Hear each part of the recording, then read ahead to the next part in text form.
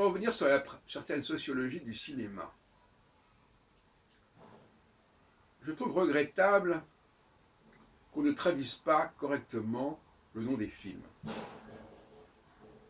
Je ne conteste pas le fait qu'on puisse donner un titre particulier à un film qui n'est pas le titre d'origine. Ça, c'est possible. Pour des raisons commerciales. Et le nombre de cas est extrêmement important. Par exemple, le train sifflera 3 fois, c'est une invention, on ne sait pas d'où ça sort. Bon, c'est très joli. Le nom américain, c'est High Noon. High Noon, ça veut dire le zénith, le midi, etc. Mais, même si effectivement, on ne peut pas se contenter de mettre d'un côté un titre plus ou moins inventé par les distributeurs, et de l'autre le titre dans sa langue originelle. Parce que si les gens ne connaissent pas la langue originelle, ça ne les avance pas. Donc il faut absolument, désormais, il faudrait absolument que l'on signale également le nom, la traduction correcte du nom d'origine du film. Je viens de voir un film israélien qui s'appelle en hébreu Ein Betulot Bakrayot. Alors c'est traduit par Vierge, V-I-E-R-G-E-S. Alors, ils ne se sont pas cassés la tête à ce niveau-là, mais c'est un titre complètement ridicule. Parce que Betula, Betulot, ça veut bien dire vierge. Mais là, en l'occurrence, c'est pas n'importe quelle vierge. Ce sont les sirènes. Parce qu'en hébreu, Betulatiam, la vierge de la mer, c'est comme ça qu'on parle des sirènes. Et Krayot, ce sont les cités de la banlieue de Haïfa. Et donc, bon, il faudrait comme le préciser. Je connais d'autant plus ça que j'ai vécu à une époque dans ces cités, autour de Haïfa. Et voilà un exemple. Prendre le mot Betula, Betulot, et mettre vierge. Alors ça me fait penser évidemment, comme vous pouvez l'imaginer, au tout le débat dans la Bible sur la notion de vierge. Parce que là c'est le même problème quelque part. C'est-à-dire que la vierge dont serait né, où serait né, les entrailles de laquelle serait né Jésus, d'où ça vient cette idée d'un Jésus qui est né de la Vierge? En réalité, c'est parce que le mot Betula dans les livres des prophètes désigne Israël. Betulat Israël au début de Jérémie. Toi, Dieu s'adresse à Israël en disant tu es la Vierge. Par contre, tu es ma fiancée.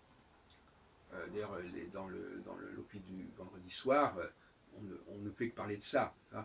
La fiancée qui rejoint son amoureux, son fiancé. Khatan, le Kala, etc. Dodi, mon amour, etc.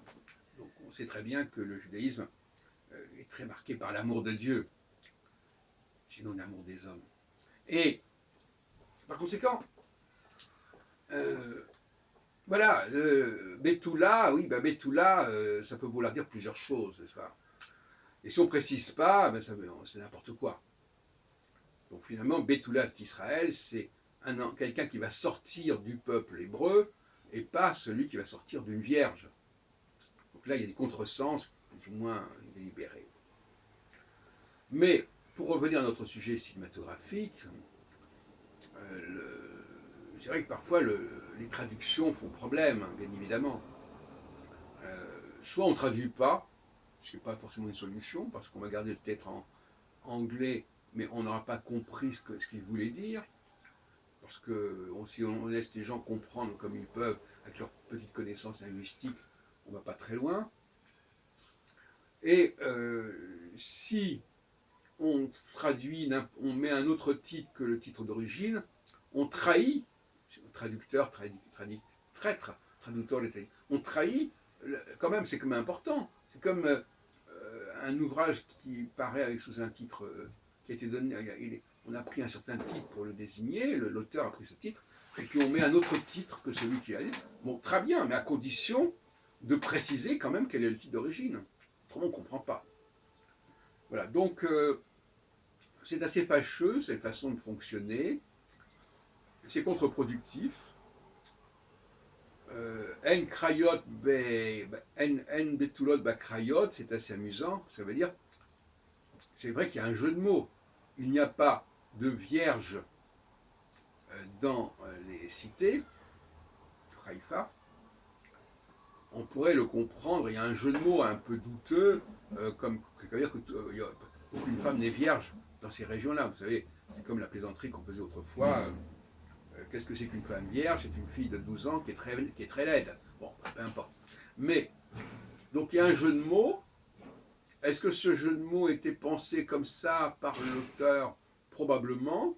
Mais il n'empêche que, dès qu'on rentre dans le sujet de l'ouvrage, du film, on voit bien que le mot Betula est employé essentiellement pour désigner le mythe de la présence d'une sirène à Kiryat Yam, qui est une des crayotes, une des cités, parce que Kyria, c'est un, à mon avis, ça vient du grec, hein, c'est Kyria. Kyria, c'est la.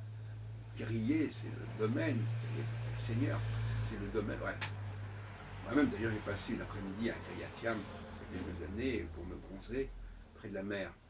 Donc, ne pas confondre avec Bat Yam, attention, qui n'est pas du tout au même endroit, et qui est au sud de Tel Aviv. Bon.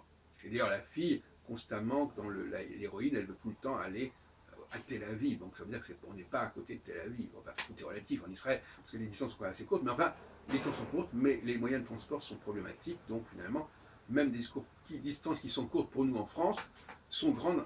C'est vrai que dans un petit pays, la notion de distance n'a pas le même sens que dans un grand pays.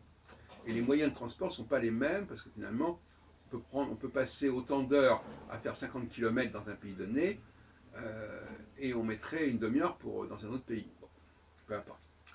Voilà, donc voilà la suite de mes réflexions sur la question du cinéma.